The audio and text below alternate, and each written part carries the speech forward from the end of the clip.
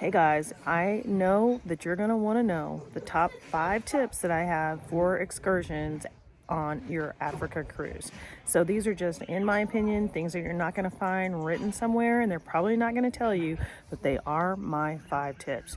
First and foremost, tip number 1, bring a chair, a pop-up chair, a small chair of some kind for your BoCap walking tour.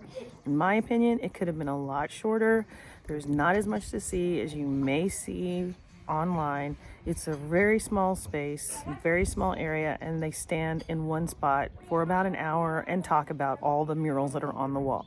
I don't want to disappoint you, but I just want to give you a tip that if you can make it shorter, don't feel like you have to humor the guide. If you want to move on, just tell them you want to move on, or pop out your chair and then you'll be more comfortable while you listen to them talk.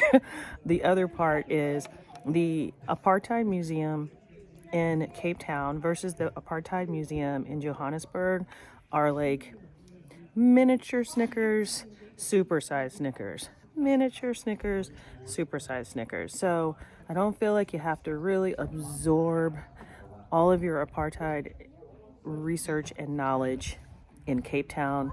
Wait for it. If it's closed on the day you're there, don't throw a fit and cancel your trip. You will get everything you need on the history of Mandela and apartheid once you make it to Johannesburg. The third tip that I have is if you can skip Robben Island, I would. I know it sounds crazy. I know that it's one of the top attractions, but to be honest, it's just not worth spending a whole day at the prison. It is absolutely not worth it. If you can skip it, I would just explore the waterfront or other areas.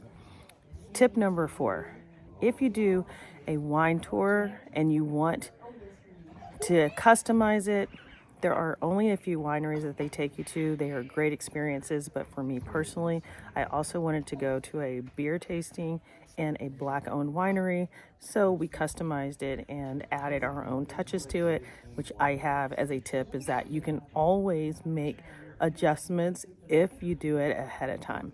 And then my next tip is that for some of the things that you're going to do in Johannesburg is going to be a duplication of a lot of the things that you did in Cape Town from kind of the history and the knowledge. And so we did ask if we can cut down some of the stops and the walking tours and spend more time at Nelson Mandela's sanctuary, which is absolutely beautiful. It used to be his home after release from prison, and we spent a longer time at the most amazing apartheid museum in Johannesburg.